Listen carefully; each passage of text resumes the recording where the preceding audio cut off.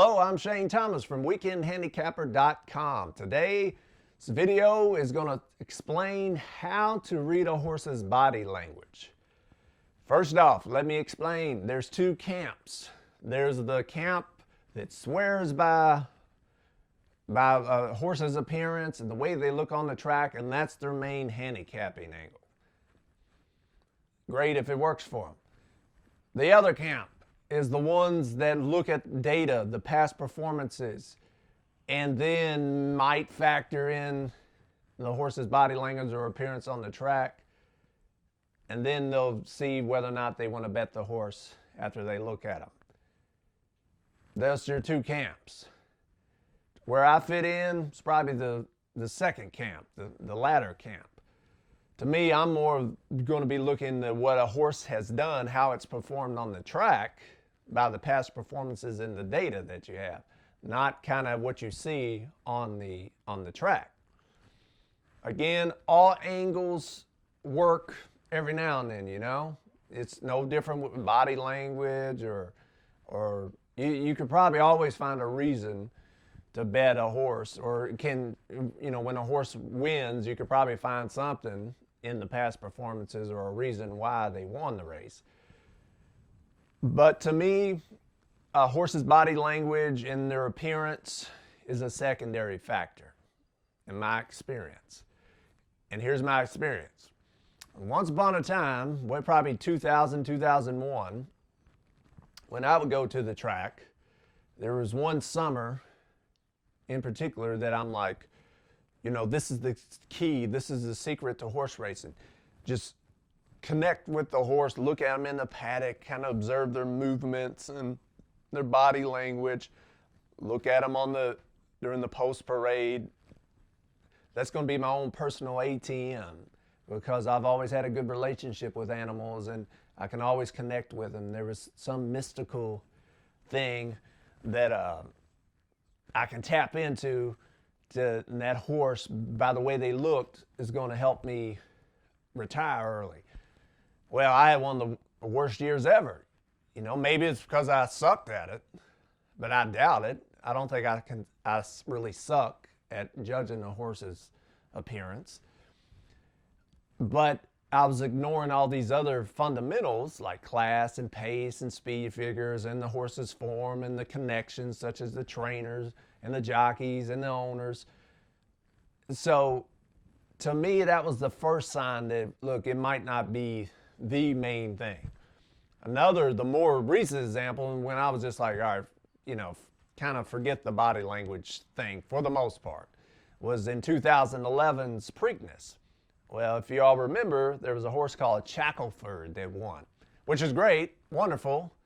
A local guy living in Kentucky, and Dale Romans is from Louisville, so I'm always pleased when a local connection can win a big race like that. So I was very happy for Shackleford, but on paper, I thought Shackleford had a chance to win.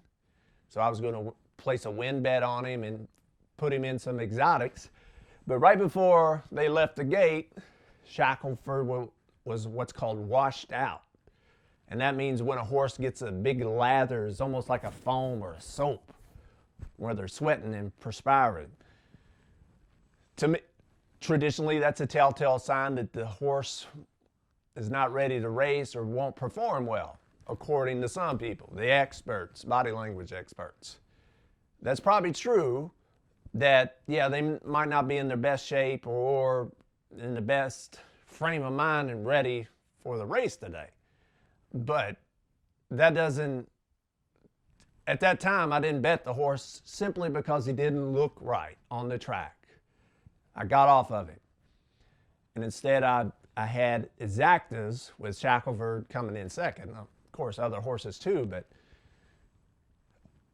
but I paid for it solely because I got off the horse because it didn't look right. So here's my criteria when it comes to body language and horses and whether or not you should bet it. If you have a horse that looks good on paper, the past performances, and if you have a horse that looks good on the track, great. That's an awesome bet. It can only add to your confidence. So bet that horse. If you have a horse that looks good on paper, so-so on the track, and we'll talk about what so-so means or some negative factors on the track, I would still lean to bet that horse. Typically what they do, what they perform on the track should trump their physical appearance in that day's race. So if you have a horse that doesn't look good on paper, but looks really good on the track, I guess if the price is right, you can take a shot, right? Who knows? It might win. To me, that doesn't really sway my vote from what I see on the data and the information. Just because he looks good on track, most horses look pretty good on the track, ready to go. Now, if the horse, this is a no-brainer, but if the horse doesn't look good on paper and doesn't look good on the track, stay away from it, don't bet it. So those are some simple, easy guidelines, criteria to follow when it comes to horses' body language.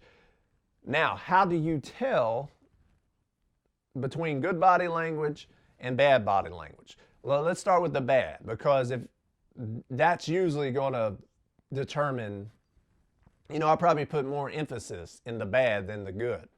A bad is when, like I said before, a horse washes out. So say if it's 50, 60 degrees at the track that they're running at, and that horse is sweating profusely and lathering up and washing out, something's probably not right. Either the horse isn't in great health, or he's getting worked up, agitated. So I probably wouldn't, that's a warning sign to me. If the horse is acting up, rearing up, and, just really causing fits for the most part, if that horse doesn't have a history of doing it, because there's some horses that's just in their nature, that's how they are. If it's out of character, out of their nature to act up like that before a race, then that could be a warning sign. If the horse is just kind of moping around and, his ears are not pricked, which having pricked ears is a pretty good sign for the most part, and just real lethargic and not having much energy, that's probably not a good bet. If the horse's tail is swishing, for the most part, it's not just because there's a lot of flies out there, even though I guess sometimes that could be the reason. But with a dog, when their tails are wagging and swishing around, that's a great thing. Dogs are happy when you see that. Not so with horses. That means they're kind of teed and they're not in a happy mood, and they'd rather be hanging out in the pasture or back at the barn. So if you can kind of keep those negatives in mind, that might help you when you're looking at a horse in the paddock or on television before you bet him or in a post parade.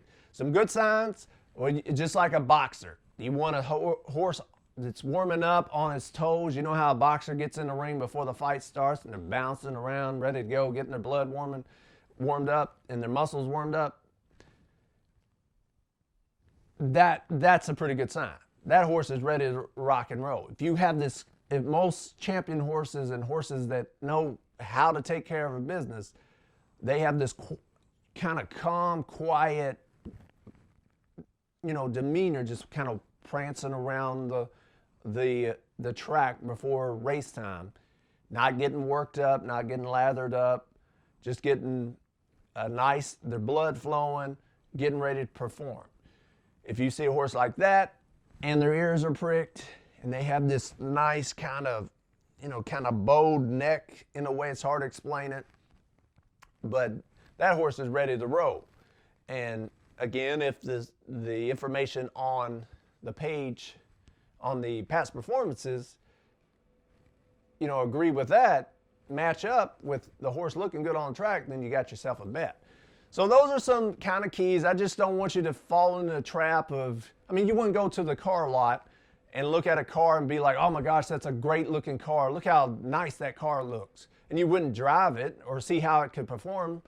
To me, that's the same thing. You don't know how that car performs, so why in the world would you put your money towards that car just because it looks good on the outside? Same thing with a horse. Just because it looks good on the outside, we don't know how it performs unless you read the past performances. So if you agree with me or disagree with me, please leave a comment.